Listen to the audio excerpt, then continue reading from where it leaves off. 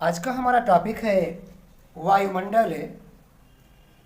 तो सबसे पहले हमको जानना है कि वायुमंडल किसे कहते हैं। आप भी जान लें कि हमारी पृथ्वी के चारों तरफ एक गैसीय आवरण है जिसको वायुमंडल कहा जाता है। हमारा वायुमंडल हमारी पृथ्वी को छोड़कर कभी भी अलग नहीं होता है, क्योंकि हमारी पृथ्वी में जो गुरुत्वाकर्षण शक्ति है वह हमारे वायुमंडल को सदैव अपनी तरफ खींचे रहती है। इसीलिए हमारा वायुमंडल हमारी पृथ्वी से अलग नहीं होता है। वायुमंडल 3 तत्वों से मिलकर के बना होता है, जिसमें गैस है, जलवाष्प है और धूल कण है। गैसों की अगर हम बात करेंगे तो हम अगले वीडियो में आपको पूरा गैस का नाम देंगे, लेकिन जितनी मेजर गैस हो हम आपको नाम बताते हैं। जो नाइट्रोजन आपका है 78% है, ऑक्सीजन 21% है, आर्गन 0.93% है और CO2 आपका 0.03% है। हमारे वायुमंडल में ओजोन गैस भी पाई जाती है और ओजोन गैस को सर्वाधिक क्षति पहुंचाने वाली जो गैस होती है वह क्लोरोफ्लोरोकार्बन गैस होती है, CFC जिसको कहा जाता है। एक क्वेश्चन गैस में और आता है, जो भोपाल गैस ट्रेजेडी हुआ था, जो भोपाल गैस कांड हुआ था 1984 में, तो वह भी आपसे पूछा जाता है कि उसमें कौन सी गैस लीक हुई थी। तो आप जान ले उसमें मिथाइल आइसोसाइनाइड गैस लीक हुई थी। अब गैसों में हम आपको आगे अपने वीडियो में प्रोवाइड करेंगे हरित गृह गैसें, ग्रीन हाउस गैसेज हम आपको प्रोवाइड करेंगे कि कौन कौन सी गैसें ग्रीन हाउस गैस में आती है। लेकिन आप यहाँ पर एक बात जान ले गैसों के बारे में, हरित गृह गैसों के बारे में, ग्रीन हाउस गैसेज के बारे में। आप ये जाने कि ग्रीन हाउस गैसेज वे गैस होती हैं जो हमारे एटमॉस्फेयर को गर्म करने में सहयोग करती हैं। इसमें कई गैसें हैं आपका है, इसमें आपका CO2 है, आपका CFC है और अन्य कई गैसें हैं जो हम आपको उसको वीडियो में प्रोवाइड करेंगे। एक बात और आता है, जब हम गैस की बात कर रहे हैं तो ग्लोबल वार्मिंग, भू-उष्मीकरण। आप भी जान लें जो भू-उष्मीकरण होता है उसमें जितने भी ग्रीन हाउस गैसेज होती हैं अपना रोल अदा करती हैं, लेकिन जो सबसे महत्वपूर्ण भूमिका अदा करता है वह CO2 होता है, कार्बन डाइऑक्साइड गैस होता है। कार्बन डाइऑक्साइड गैस की वजह से ही, अधिकता की वजह से ही ग्लोबल वार्मिंग होता है, भू-उष्मीकरण होता है। ये महत्वपूर्ण गैसों के बारे में हमने आपको बता दिया। इसके बाद बात आती है जलवाष्प के बारे में, वाटर वेपर के बारे में। तो आप जान ले हमारा जो एटमॉस्फेयर है इसमें वाटर वेपर होता है, इसमें जलवाष्प होता है और पृथ्वी से लगभग 4 से 5 किलोमीटर ऊंचाई तक पाए जाने वाले जो जलवाष्प होते हैं उनसे 90% से ज़्यादा वर्षा होती है। तो ये बात जलवाष्प के बारे में हो गया। ये चीज़ भी आपको वीडियो में मिल जाएगा, बाकायदा नोट में मैं प्रोवाइड करूँगा आपको। इसके बाद आता है धूल के कण, डस्ट पार्टिकल। तो आप जान लें कि जो सुबह और शाम के समय जब सूर्योदय या सूर्यास्त होता है तो आपको आसमान में जो डिफरेंट कलर दिखाई देते हैं वह धूल के कण की वजह से ही होते हैं, डस्ट पार्टिकल की वजह से होते हैं। क्योंकि जब सन की लाइट आसमान में या वायुमंडल में पाए जाने वाले धूल के कण पर पड़ती है तो वहाँ 2 क्रियाएं होती हैं, स्कैटरिंग और रिफ्लेक्शन। हिंदी में है परावर्तन और प्रकीर्णन, उसी से विभिन्न कलर क्रिएट होती हैं। अब हम बात करते हैं पूरे वायुमंडल के बारे में। तो आप जान लें तापमान के आधार पर पूरे वायुमंडल को 4 भागों में बांटा गया है, जो मैंने फिगर यहाँ आपको प्रोवाइड किया है। नंबर 1 आप देखें क्षोभ मंडल है, नंबर 2 आपका समताप मंडल है, नंबर 3 आपका मध्य मंडल है और नंबर 4 आपका ताप मंडल है। और ऐसे में ताप मंडल को 2 भागों में बांटा गया है, आप यहाँ देख सकते हैं, अयन मंडल और बहिर्मंडल। अब हम लोग क्रमशः एक एक मंडल के बारे में जानने का प्रयास करेंगे। आइए देखते हैं। सबसे पहले क्षोभ मंडल।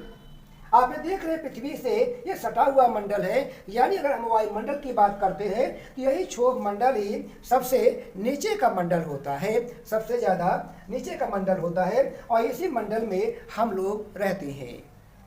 यह इसमें ऊंचाई पर जाने पर टेम्परेचर कम होता है, तापमान कम होता है। इसमें प्रत्येक 165 मीटर की ऊंचाई पर 1 डिग्री सेंटीग्रेड तापमान कम हो जाता है और प्रत्येक 1000 मीटर की ऊंचाई पर 6.5 डिग्री सेंटीग्रेड तापमान कम हो जाता है, जिसे सामान्य ताप पतन दर कहा जाता है।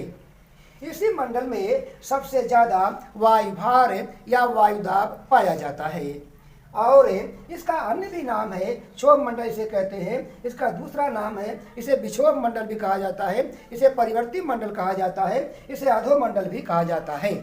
इसके 2-3 नाम है हिंदी में, अंग्रेजी में आपका देखिए हमारे लिखा है, ये ट्रोपोस्फियर इसे कहा जाता है।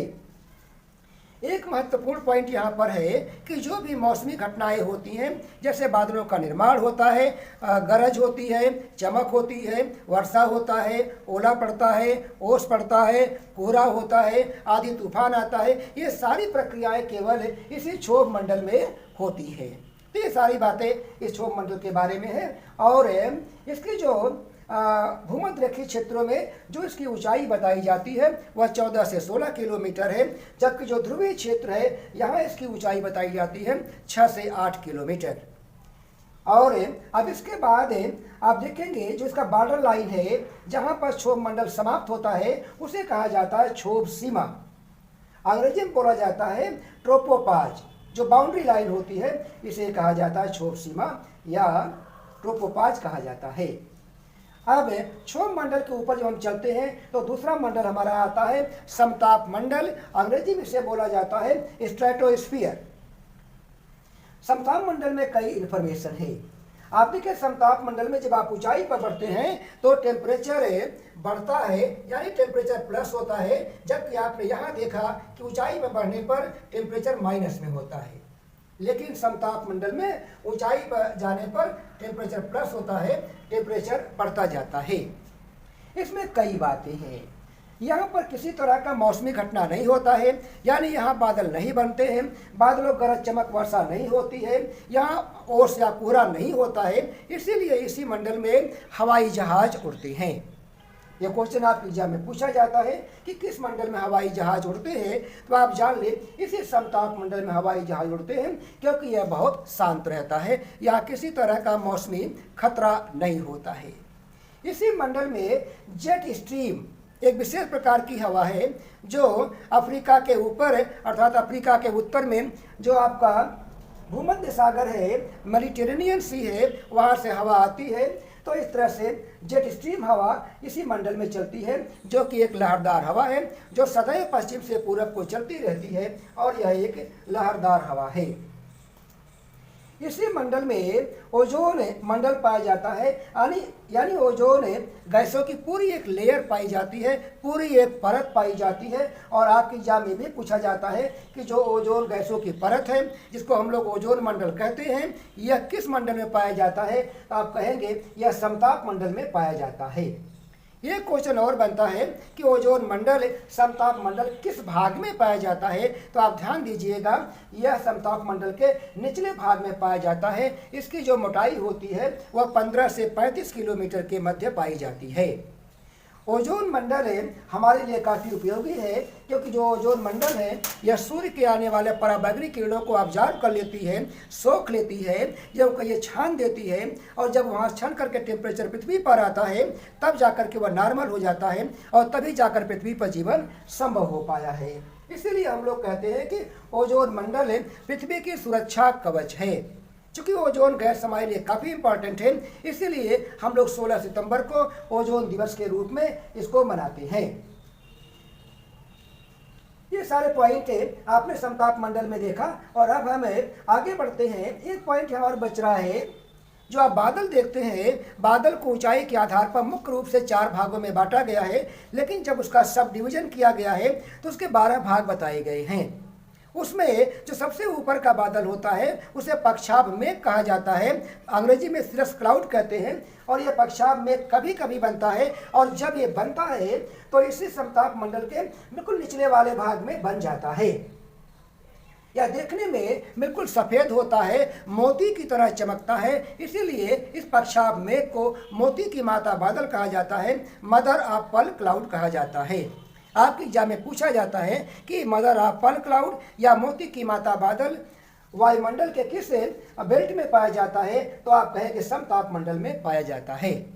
इतने पॉइंट है यहाँ आपके समताप मंडल के अंतर्गत आते हैं। इसके बाद इसके ऊपर आपका आता है मध्य मंडल। मध्य मंडल के बारे में आप जान लें, इसमें ऊंचाई पर जाने पर टेम्परेचर माइनस होता है। और एक महत्वपूर्ण पॉइंट यह है कि यही सबसे ठंडा मंडल है। आपके एग्जाम में पूछता है कि सबसे ठंडा मंडल कौन है, सबसे गर्म मंडल कौन है, तो आप जान लें मध्य मंडल सबसे ठंडा मंडल होता है, जिसको हम अंग्रेजी में मेसोस्फीयर कहते हैं।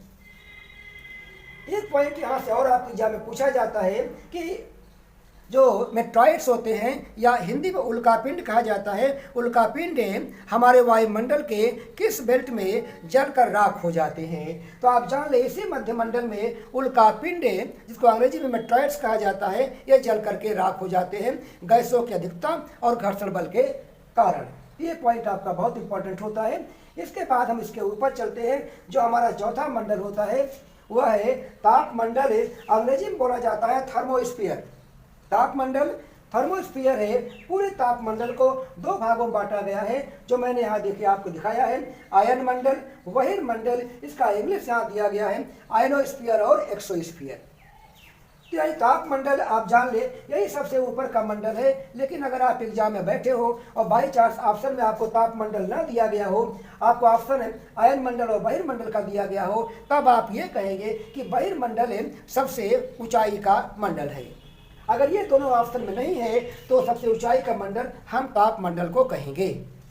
अब आइए देखिए, आयन मंडल जो होता है, आयन मंडल के कारण ही रेडियो, टेलीविजन तथा मोबाइल सेवाएं संभव हो पाई हैं। यह क्वेश्चन आपके एग्जाम में पूछा जाता है कि किस मंडल के कारण रेडियो, टेलीविजन और मोबाइल सेवाएं संभव हो पाई हैं, तो आप कहेंगे आयन मंडल, आयनोस्फीयर। अब इसके बाद जो सबसे ऊपर का मंडल है बहिर्मंडल है। इसे वाह्य मंडल भी कहा जाता है, इसे आयतन मंडल भी कहा जाता है और इसको अंग्रेजी में एक्सोस्फीयर कहा जाता है। इसके बारे में आप जान ले, यही मंडल है सबसे गर्म मंडल है। इसका जो टेम्परेचर होता है वह 5568 डिग्री सेंटीग्रेड होता है। तो सबसे गर्म मंडल यही होता है। अगर आपके एग्जाम पूछा जाए सबसे गर्म मंडल कौन है, तो वही मंडल होगा। और सबसे ठंडा मंडल कौन है, तो आप मध्य मंडल बोलेंगे। इसमें एक विशेष प्रकार की घटना होती है जिसको कहा जाता है उत्तरी ध्रुवीय प्रकाश और दक्षिणी ध्रुवीय प्रकाश। अंग्रेजी में इसे कहा जाता है ऑरोरा बोरियालिस और ऑरोरा ऑस्ट्रालिस। तो ये विशेष तरह की यहाँ पर घटना होती है। रात के समय यहाँ विशेष लाइट चमकती है और वह लाइट हमको पृथ्वी के नॉर्थ पोल और साउथ पोल पर दिखाई देती है।